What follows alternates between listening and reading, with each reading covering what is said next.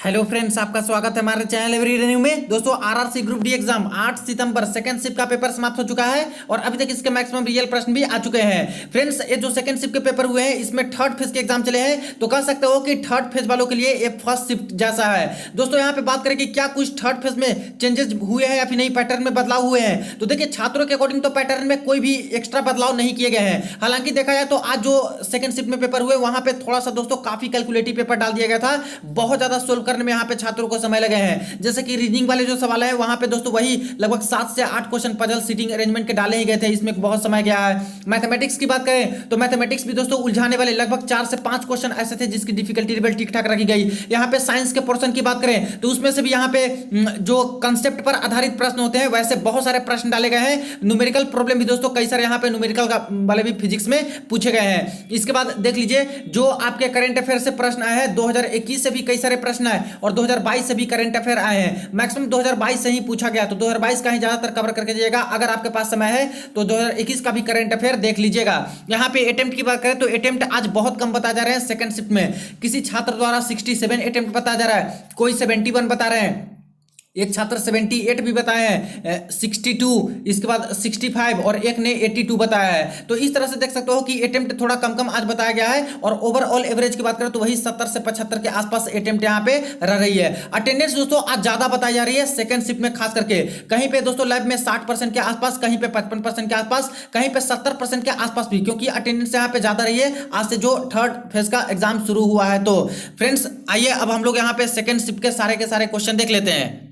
दोस्तों, ये रहे आज के सेकंड शिफ्ट के क्वेश्चन। देखिए, आज के सेकंड शिफ्ट में एक सवाल पूछा गया था करंट अफेयर 2022 से, राष्ट्रीय महिला आइस हॉकी चैंपियनशिप का आयोजन 2022 में कहां पर हुआ था। तो वेन्यू इसका पूछा गया है, तो हिमाचल प्रदेश में इसका दोस्तों आयोजन हुआ था, आइस हॉकी नेशनल महिला वाली। एक देखिए प्रश्न आया है, न्यूलैंड्स का जो पीरियोडिक टेबल है उसमें शुरुआती में कुल कितने एलिमेंट थे। तो न्यूलैंड ऑक्टेव के अकॉर्डिंग जो यहाँ पे एलिमेंट खोजे गए थे, टोटल शुरुआती में बात करें स्टार्टिंग में तो टोटल 56 यहाँ पे एलिमेंट थे।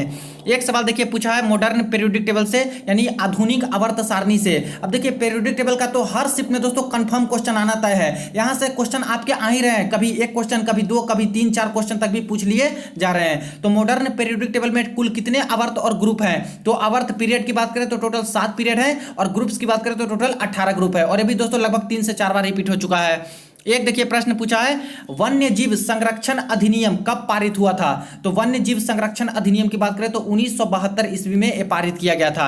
एक सवाल देखिए पूछा है रिवर से रिलेटेड और उसके सहायक नदी ट्रिब्यूटरी रिवर से, गिरना और पूर्णा नदी किसकी सहायक नदी है। 2 रिवर दिया गया था, तो 4 ऑप्शन था, उसमें दोस्तों एक ताप्ती भी ऑप्शन था, तो ताप्ती इसका करेक्ट आंसर हो जाएगा। गिरना और पूर्णा ताप्ती नदी की सहायक नदी है। एक सवाल देखिए पूछा गया है कि कौन से भारतीय खिलाड़ी 7वें क्रम पर या फिर उससे नीचे बल्लेबाजी के लिए आते हैं जो ऑलराउंडर हैं और कपिल देव का रिकॉर्ड तोड़ चुके हैं। तो फ्रेंड्स, अभी यहाँ पे रविंद्र जडेजा है जो कि कपिल देव का यहाँ पे रिकॉर्ड तोड़े हैं, जो कि 7वें या फिर 7 में से नीचे क्रम में आते हैं और ऑलराउंडर हैं। तो यहाँ पे आर अश्विन भी ऑप्शन में दिया गया था, कई सारे छात्र रविचंद्रन अश्विन भी लगा के आए हैं जो कि गलत हो जाएगा। रविंद्र जडेजा इसका करेक्ट आंसर हो जाएगा। एक देखिए सवाल पूछा गया है, भारत के आजादी के समय भारतीय अर्थव्यवस्था कैसी थी, उस समय इकोनॉमी कैसी थी।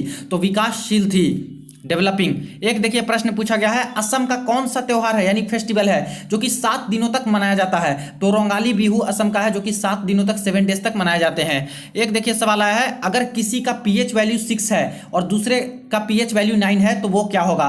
तो देखिए, जिसका पीएच वैल्यू 6 होगा वो एसिड होगा, अम्ल होगा, और जिसका पीएच वैल्यू 9 होगा वो बेस होगा यानी कि क्षार होगा। जैसे कि यहाँ पे 7 रहता है वो यहाँ पे उदासीन होता है यानी कि न्यूट्रल होता है, और इससे 7 से नीचे जो आते हैं वो एसिड होते हैं और 7 से ऊपर जो आते हैं वो बेस होते हैं यानी कि क्षार होते हैं। अब देखिए, इससे रिलेटेड एक और सवाल पूछा था दोस्तों आपके केमिकल रिएक्शन से, यहाँ पे मैं लिखना भूल गया हूँ, केमिकल रिएक्शन से रिलेटेड एक सवाल पूछा गया था। 2 रिएक्शन दिए गए थे और उसमें से पूछा गया था फ्रेंड्स कि ये कौन सा रिएक्शन है। तो वो जो रिएक्शन था वो न्यूट्रलाइजेशन रिएक्शन था, यानी कि जो यहाँ पे एसिड और बेस रिएक्शन करके न्यूट्रल हो जाते हैं, तो वो वाली रिएक्शन यानी कि दी गई थी। तो एसिड और बेस अगर रिएक्ट करते हैं तो यहाँ पे सॉल्ट प्लस वाटर यानी लवण और जल बनाते हैं, तो ये वाली रिएक्शन कौन सी रिएक्शन हो जाएगी। तो उदासीन उदासीन अभिक्रिया हो जाएगी, और ये पहले भी पूछा गया था। एक देखिए प्रश्न पूछा गया है, धार्मिक विभेद के विरुद्ध अधिकार किस आर्टिकल में है? तो धार्मिक या फिर जन्म या फिर जो भी लिंग के आधार पर जो यहाँ पे दिया गया है वो अनुच्छेद 15 में बताया गया है, आर्टिकल 15 में बताया गया है। तो 15 था, 14 था, 16 था, 17 था, तो यहाँ पे 15 इसका करेक्ट आंसर हो जाएगा।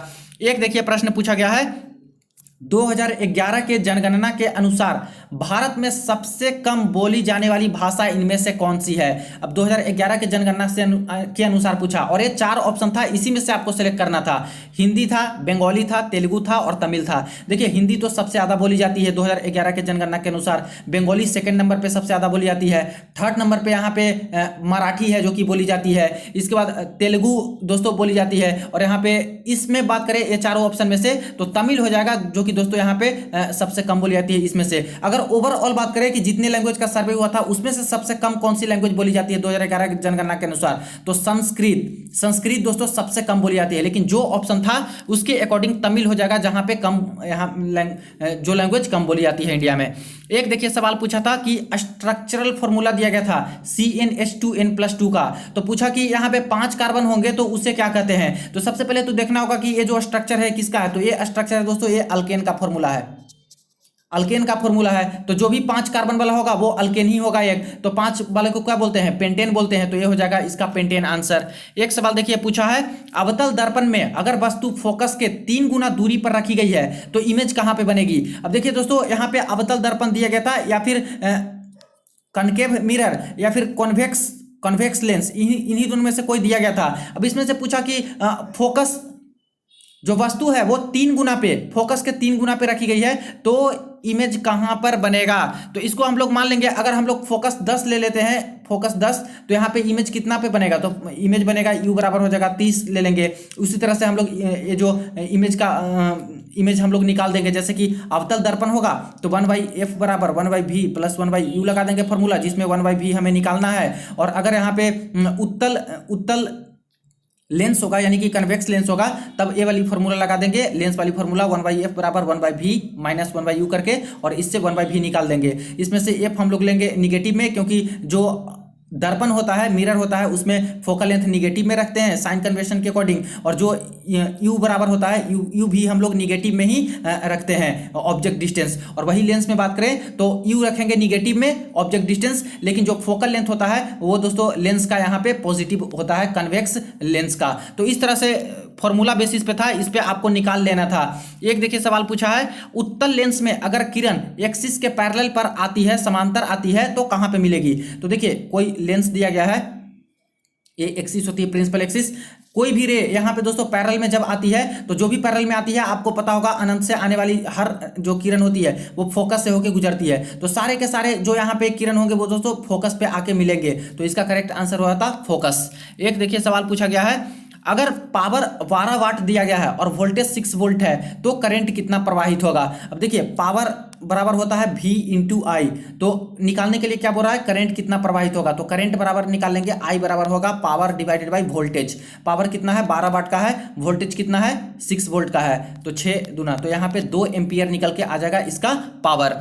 एक देखिए यहाँ पे सवाल पूछा गया था कि 2 रेजिस्टेंस दिया गया था, दोनों पैरेलल में यानी कि समांतर में जोड़े गए थे। अगर रेजिस्टेंस समान है यानी दोनों सेम ही रेजिस्टेंस दिया गया है, यानी कि 10 ओम 10 ओम या फिर 20 ओम 20 ओम इसी तरह से समान हो, और वोल्टेज 6 वोल्ट हो और पावर 12 वाट की हो उसमें उस सर्किट में, तब दोनों रेजिस्टेंस में कितना कितना करंट प्रवाहित होगा? अब देख लीजिए यहाँ पे दोस्तों पावर हमारी दी गई है, वोल्टेज दी गई है, और यहाँ पे करंट पूछ रहा है सर्किट में, और रेजिस्टेंस भी दोनों दे दिया गया है जो कि दोनों समान है। तो सबसे पहले तो पावर और वोल्टेज दिया है तो इससे हम लोग करंट निकालेंगे, तो करंट बराबर हो जाता है पावर डिवाइडेड बाई वोल्टेज, जो P बराबर V इंटू आई वाले फॉर्मूला है, इस पे लगा देंगे तो I बराबर हम लोग निकाल लेंगे। तो पावर दिया है 12 वाट और यहाँ पे वोल्टेज दिया है 6 वोल्ट, तो यहाँ पे निकल के आ जाएगा 2 एम्पियर करंट निकल जाएगा। अब हम लोग इसको सर्किट बना लेंगे, तो सर्किट में 2 रेजिस्टेंस समान है जो कि पैरेलल में है, तो मान लेते हैं कि रेजिस्टेंस एक यहाँ पे है, दूसरी रेजिस्टेंस यहाँ पे है, दोनों तो सेम ही रेजिस्टेंस है, मान लेते हैं 10 ओम और ये भी 10 ओम, और यहाँ पे इस तरह से ये हो गया सर्किट कंप्लीट। और ये 6 वोल्ट की इसमें बैटरी लगी हुई है। तो बोला कि करंट जो है यहाँ पे कितना कितना जाएगा, इसमें कितना करंट जाएगा, इसमें कितना करंट जाएगा।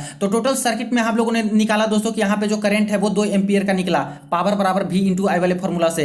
तो देखिए जब भी पैरेलल में कनेक्टेड रहेंगे दो यहाँ पे रेजिस्टेंस, तो जो यहाँ पे करंट जाएगी वो दोस्तों 2 पार्ट में डिवाइड होती है। एक I1 इधर चला जाएगा, I2 यहाँ पे इधर चला जाएगा, लेकिन दोनों रेजिस्टेंस समान है, इसलिए जो करंट डिसिपेट करेगा दोस्तों दोनों एक समान करेगा। यानी एक करंट यहाँ पे चला जाएगा, 1 एम्पियर यहाँ पे चला जाएगा और 1 एम्पियर यहाँ पे चला जाएगा, जबकि 2 एम्पियर निकल रही थी। तो 1 एम्पियर इस पे, 1 एम्पियर इस पे, तो दोनों ही रेजिस्टेंस पे दोस्तों समान 1 एम्पियर यहाँ पे करंट बहेगी। अगर ये रेजिस्टेंस अलग रहता, ये रेजिस्टेंस अलग रहता, तो उसके अकॉर्डिंग यहाँ पे निकालना होता कि ये रेजिस्टेंस दी गई है तो इसमें कितना करंट निकलेगा, और ये रेजिस्टेंस अलग दी गई है उसमें कितना करंट निकलेगा। तो इस तरह से हो जाता है। तो समान रेजिस्टेंस है तो समान करंट यहाँ पे बढ़ जाएगा आधा आधा पार्ट में, यानी 1 एम्पियर 1 एम्पियर इस तरह से जाएगा।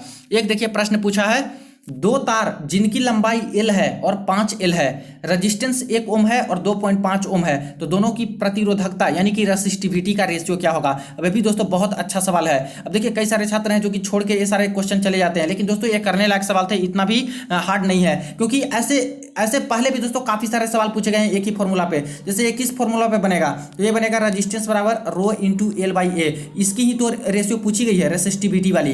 तो यहाँ पे रो बराबर कितना हो जाएगा, RA डिवाइडेड बाई L। अब चेंज किस में हो रहा है, एरिया में कोई चेंजेस नहीं बोला जा रहा है, सिर्फ रेजिस्टेंस में और L में। तो रो निकल गया RA डिवाइडेड बाई L, और फिर ये रो 1 मान लेते हैं, और फिर रेसिस्टिविटी एक दूसरा मान लेते हैं, वो निकल के आ जाएगा R2A L2। तो एरिया में कोई चेंज नहीं है तो इसको कट कर देंगे, और इसको यही रेशियो निकालनी थी, इसी को डिवाइड कर देंगे, तो ये निकल के आ जाएगा कितना, R1 डिवाइडेड बाई L1, और ये चला जाएगा दोस्तों यहाँ पे L2 डिवाइडेड बाई R2, इतना आ जाएगा। तो पहली रेजिस्टेंस कितनी है, पहली रेजिस्टेंस 1 ओम है, तो 1 ओम, और L2 कितना है, तो लेंथ दूसरा का दोस्तों 5L है, तो 5L लिख देंगे। इसके बाद यहाँ पे आ जाता है दूसरी रेजिस्टेंस, तो दूसरी रेजिस्टेंस R2 कितना है, 2.5 है, और इसका लेंथ कितना है, इसका लेंथ L ही है, तो L से L कट गया, और 2.5 से यहाँ पे 2 बार में कट जाएगा, तो रेशियो कितना निकल के आएगा, 2:1, यानी कि रेसिस्टिविटी 1 रेसिस्टिविटी 2 कितना आ जाएगा, 2:1। इस तरह से इसका आंसर निकल जाता। एक देखिए प्रश्न पूछा है, अल्केन दिया था और अल्केन के आइसोमर्स के बारे में यहाँ पे पूछे थे। तो दोस्तों परसों भी यहाँ पे परसों शायद हाँ परसों ही एक सवाल पूछा गया था आइसोमर से रिलेटेड, कि जो यहाँ पे ब्यूटेन होता है उसका कितना आइसोमर होता है। तो ब्यूटेन का 2 आइसोमर होता है, एक एन ब्यूटेन और एक आइसोब्यूटेन। इसके बाद पूछा था कि पेंटेन का कितना होता है, तो पेंटेन का आइसोमर की बात करें तो 3 होता है, एन पेंटेन और इसके बाद यहाँ पे आइसोपेंटेन और एक नियोपेंटेन। तो इसी पे आधारित दोस्तों एक और सवाल यहाँ पे पूछा गया है आइसोमर से रिलेटेड। एक देखिए सवाल पूछा गया है, पत्तियां भोजन बनाती है वो किस माध्यम से सभी भागों में जाती है। तो जो यहाँ पे फूड बनाए जाते हैं प्लांट के जो यहाँ पे लिप्स होते हैं उसके द्वारा, तो फ्लोएम के माध्यम से जो भोजन है वो संचारित किए जाते हैं। एक सवाल देखिए पूछा है कि प्रधानमंत्री गति शक्ति योजना यानी गति शक्ति मिशन योजना जो है उससे रिलेटेड सवाल पूछे गए हैं। अब पूरा सवाल भेजा नहीं गया, अगर पूछा गया होगा कि कब इसकी शुरुआत हुई थी, तो 15 अगस्त 2021 को दोस्तों इसका शुरुआत हुआ था प्रधानमंत्री गति शक्ति मिशन योजना का। योजना के तहत देखिए युवाओं को रोजगार के अवसर प्रदान किया जाएगा, ये दोस्तों इसका लक्ष्य है। तो युवाओं के रोजगार से संबंधित ये वाला है गति शक्ति योजना। एक देखिए सवाल पूछा गया है, जगन्नाथ मंदिर कहाँ स्थित है। तो जगन्नाथ मंदिर दोस्तों पुरी में स्थित है, उड़ीसा में। एक पूछा गया है कि 2000 के नोट पर किसका चित्र बना हुआ है। तो 2000 का नोट है फ्रेंड्स, वहां पे मंगलयान का चित्र बना हुआ है। एक सवाल देखिए पूछा है, स्पार्स योजना किससे संबंधित है। तो जो स्पार्स योजना है वो डाक टिकट संग्रह से संबंधित है। तो ये भी सवाल पूछे गए। एक सवाल देखिए आया है, वाटरमैन किन्हें कहा जाता है जिन्हें 2015 का स्टॉकहोम वाटर प्राइज मिला था। तो पूरा घुमा फिरा के लंबा करके दोस्तों क्वेश्चन पूछे जा रहे हैं। तो यहाँ पे 2015 से मान के चल सकते हो कि ये सवाल आया, देख सकते हो। तो वाटरमैन किन्हें कहा जाता है, तो राजेंद्र सिंह को बोला जाता है वाटरमैन ऑफ इंडिया। एक सवाल देखिए पूछा है, जनसंख्या नियंत्रण के लिए कौन सा अच्छा विकल्प है। अब दोस्तों इससे रिलेटेड तो कई बार सवाल आए हैं, आज के फर्स्ट शिफ्ट में भी सवाल आए हैं। एक दिया था कि गर्भ निरोधक गोलियों का उपयोग करना, दूसरा दिया था वैसेक्टोमी जो कि स्पर्म को परमानेंटली रोक देना, ऑपरेशन जो यहाँ पे सर्जिकल ऑपरेशन होते हैं उससे स्पर्म को रोक दिया जाता है। एक था ऑप्शन में फैलोपियन ट्यूब को ऑपरेशन करके हटा देना, यानी कि ट्यूबेक्टोमी होता है वो प्रोसेस सर्जिकल। तो देखिए इसमें बात करें तो तीनों से दोस्तों वही होता है कि जनसंख्या नियंत्रण हो सकती है, लेकिन मोस्ट एप्रोप्रिएट क्या है उसके अकॉर्डिंग आपको सही लगाना था। एक और ऑप्शन मुझे नहीं मिल पाया है, तो इससे संबंधित दोस्तों प्रश्न आपके बन रहे हैं। एक देखिए प्रश्न पूछा है कि पुष्प के मादा जनन अंग को क्या कहते हैं, यानी जो फ्लावर्स होते हैं उसके जो फीमेल रिप्रोडक्टिव ऑर्गन होते हैं उसको क्या बोलते हैं, तो जायांग बोलते हैं, पिस्टिल बोलते हैं। तो बताइएगा आप लोग जो पेपर देके आए हैं कि जायांग ऑप्शन में था या फिर नहीं था, या फिर कुछ और ही ऑप्शन में दिए गए थे। एक देखिए सवाल आया है, आवश्यक रक्षा सेवा अधिनियम कब पारित हुआ है, यानी इसेंशियल डिफेंस सर्विस बिल है जो कब पारित हुए हैं, तो 2021 में ही पारित हुआ है। 2021 के करंट अफेयर से सवाल है, जून 2021 में ये पारित हुआ था। एक देखिए सवाल पूछा गया है, डीसी जनरेटर किस सिद्धांत पर काम करता है, तो जो डीसी जनरेटर होता है दोस्तों वो इलेक्ट्रोमैग्नेटिक इंडक्शन यानी विद्युत चुंबकीय प्रेरण के सिद्धांत पे ये काम करता है। तो आगे भी हो सकता है पूछ ले, ध्यान रखिएगा। एक और दोस्तों यहाँ पे मैं क्वेश्चन लिखना भूल गया, जो कि पॉलिटी से सवाल आए हैं, और अभी दोस्तों पंचायती राज से तो हर शिफ्ट में यहाँ पे सवाल पूछ ही रहा है पंचायती राज से। तो सवाल यह आया था कि जो 11वीं अनुसूची है, 11वीं अनुसूची है, 11th शेड्यूल है, वो किस ईयर में जोड़ी गई थी, तो ये दोस्तों 1992 में जोड़ी गई थी। तो 11वीं अनुसूची में क्या है, पंचायती राज है, और 12वीं अनुसूची में नगर पालिका के बारे में है। तो 11वीं अनुसूची है, पंचायती राज है, जो कि 1992 में 73rd अमेंडमेंट यानी 73वां संविधान संशोधन के द्वारा जोड़ा गया था। तो घुमा के दोस्तों ये सवाल पूछ लिया गया है, जिनको पता होगा पूरे अच्छे तरीके से वो इसको बना के आ गए होंगे कि 1992 में 11वीं अनुसूची को जोड़ा गया था। एक देखिए सवाल पूछा गया है, पौधों के अपशिष्ट पदार्थ कहां पे संचित रहते हैं, यानी कि जो पौधों में जो वेस्ट मटेरियल होते हैं वो कहां पे संचित होता है, स्टोर होता है, तो वैक्यूल होता है, वहां पे ये स्टोर होता है। और देखिए एक छात्र द्वारा ये भी बोले जा रहे हैं कि पौधों का जो अपशिष्ट पदार्थ होता है वो कहां से निकलता है, किस तरह से निकलता है। तो फ्रेंड्स जो प्लांट के जो लीफ होते हैं, जो पत्ते होते हैं, उसमें छोटे छोटे छिद्र होते हैं जिसको अस्टोमेटा बोलते हैं, रंध्र बोलते हैं, वहां से अपशिष्ट पदार्थ निकलते हैं। तो ऐसा आया होगा तो अस्टोमेटा उसका आंसर होगा। और कहां पे स्टोर करते हैं अपशिष्ट पदार्थ को, तो ये वैक्यूल हो जाता।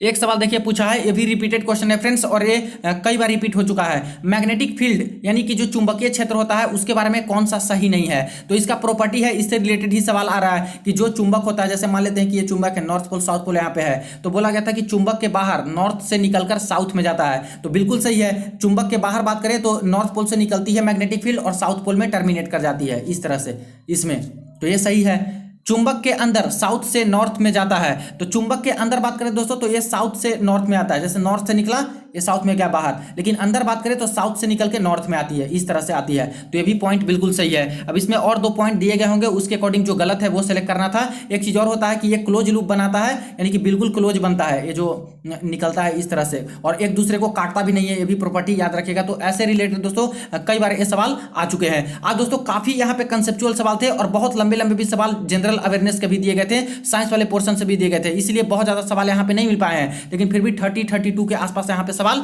मिल चुके हैं। दोस्तों बात करें तो मैथमेटिक्स भी यहाँ पे थोड़ा सा टाइम कंज्यूमिंग बताई जा रही है, और रीजनिंग के पोर्शन की बात करें तो आज भी दोस्तों रीजनिंग का पोर्शन थोड़ा सा टाइम कंज्यूमिंग था, और वही अटेम्प्ट 70 से 75 के आसपास एवरेज अटेम्प्ट छात्रों के आज के सेकंड शिफ्ट में गए हैं। तो ये फ्रेंड्स आज की सेकंड शिफ्ट की फुल पेपर एनालिसिस वीडियो को दोस्तों के साथ शेयर कर दीजिएगा, और चैनल को सब्सक्राइब कर लीजिएगा रियल एनालिसिस के लिए।